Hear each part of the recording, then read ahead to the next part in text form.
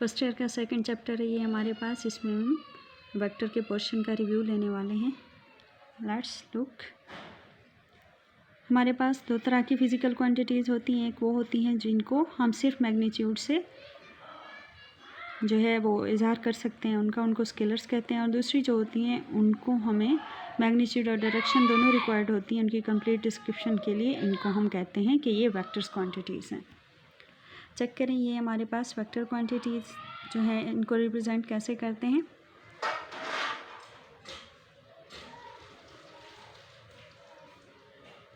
Bold face letters के साथ इनको हम यूजुअली रिप्रेजेंट करते हैं। ये हमारे पास एक प्लेन दिया गया है, X Y plane in 2 dimensions, X Y, X dash Y dash. Right side पे एक्स पॉजिटिव होगा, लेफ़्ट साइड पे एक्स नेगेटिव होगा।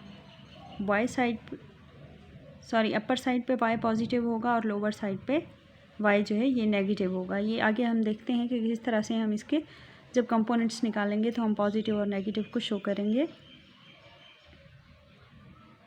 रेक्टेंगुलर कोऑर्डिनेट्स, जी हमारे पास यही एक्स वाई कोऑर्डिनेट्स हैं। इनको हम कार्टेशियन कोऑर्डिनेट्स भी कहते हैं, रेक्टेंगुलर कोऑर्डिनेट्स भी कहते हैं। 2 डायमेंशंस में हमारे पास अगर पॉइंट पी है, ए और बी, ए एक्स में इसका मैग्नीट्यूड होगा एक्स एक्सिस में और बी वाई एक्सिस में इसका मैग्नीट्यूड होगा, तो इसको हम इस तरह से रिप्रेजेंट करते हैं एक वेक्टर को।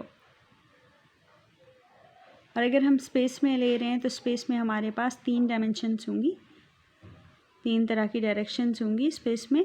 3 डायमेंशनल एक्सिस ये हमारे एक्स वाई और तीसरा जो है ये जेड होगा।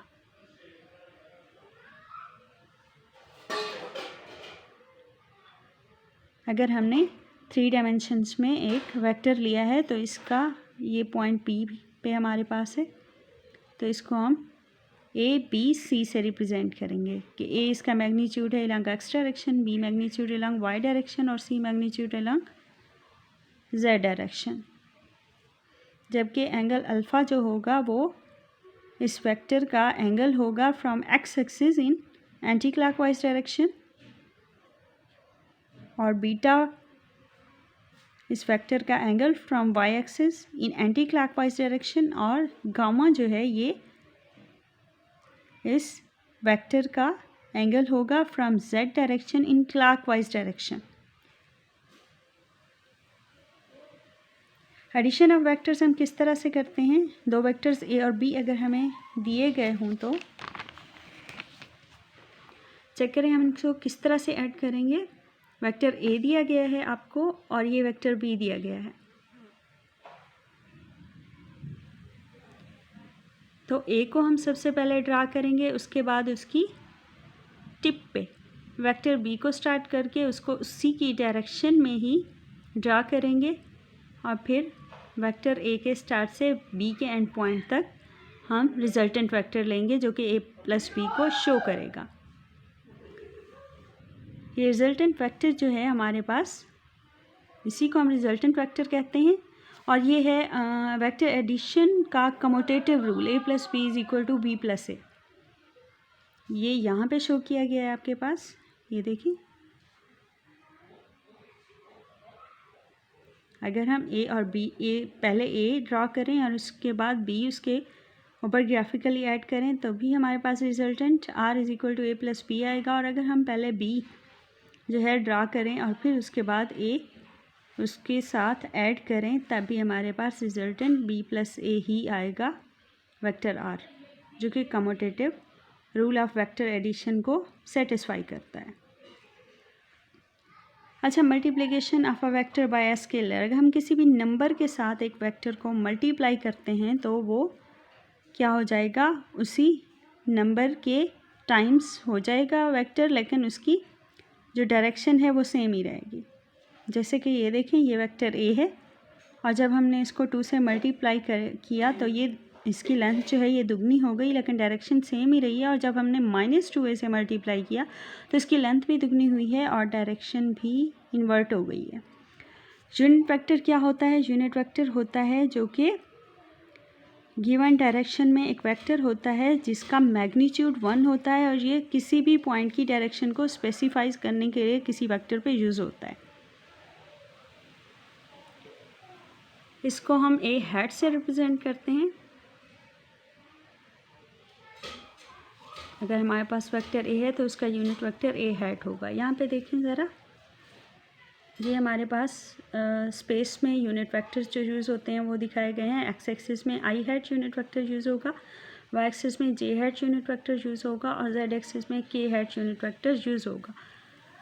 Vector A is equal to A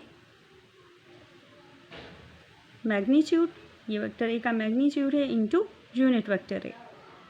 A hat फिर किस चीज़ के इक्वल हो जाएगा? Vector A over A magnitude. Null vector कौन सा होता है? जिसकी मैग्नीट्यूड और आर्बिट्रेरी डायरेक्शन जो है वो इक्वल टू 0 होती है। A plus minus A is equal to 0, ये हमारे पास नल वेक्टर होगा। फिर इक्वल वेक्टर्स कौन से हैं? दो वेक्टर्स ए और बी अगर हमारे पास हैं और उनका मैग्नीट्यूड और डायरेक्शन सेम है, लेकिन हमें नहीं पता कि वो कहाँ से शुरू हो रहे हैं, चाहे जहाँ से भी शुरू हो रहे हैं, अगर उनका मैग्नीट्यूड सेम है और उनकी डायरेक्शन भी सेम है तो फिर वो इक्वल वेक्टर्स हैं। Rectangular components of a vector, ये कंपोनेंट्स के बारे में मैंने एक लेक्चर पोस्ट किया हुआ है चैनल पे, इसके लिए वो चेक करें। हाँ जी, अब हम किस तरह से देखेंगे जब हमने रेक्टेंगुलर कंपोनेंट्स में तहलील किया है अपने किसी भी वेक्टर को कि वो कौन से प्लेन में होगा।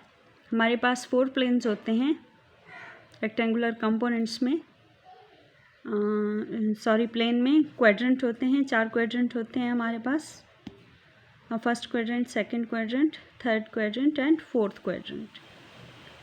तो जैसे कि मैंने आपको पहले भी कहा कि राइट डायरेक्शन में एक्स पॉजिटिव होगा और लेफ़्ट डायरेक्शन में एक्स नेगेटिव होगा, और इसी तरह इसके कंपोनेंट्स भी। और अपर जो साइड है उसमें वाई पॉजिटिव होगा और लोअर साइड में वाई हमेशा नेगेटिव होगा, और इसी तरह कंपोनेंट्स होंगे। तो आर एक्स और आर वाई जब दोनों पॉजिटिव हों तो वो फर्स्ट क्वाड्रेंट में होंगे। सेकंड में देखिए हमारे पास y तो पॉजिटिव ही जा रहा है, लेकिन x हैश है तो x डायरेक्शन नेगेटिव हो जाएगी, तो इसीलिए आर एक्स जो है वो नेगेटिव होगा, आर वाई जो है वो पॉजिटिव होगा। थर्ड में देखिए हमारे पास x नेगेटिव में आ रहा है और y भी नेगेटिव में आ रहा है, तो इसमें आर एक्स भी नेगेटिव होगा, आर वाई भी नेगेटिव होगा। फोर्थ क्वाड्रेंट में देखें एक्स पॉजिटिव आ रहा है और वाई नेगेटिव में जा रहा है, तो इसमें आर एक्स जो है वो पॉजिटिव होगा और आर वाई जो है वो नेगेटिव होगा।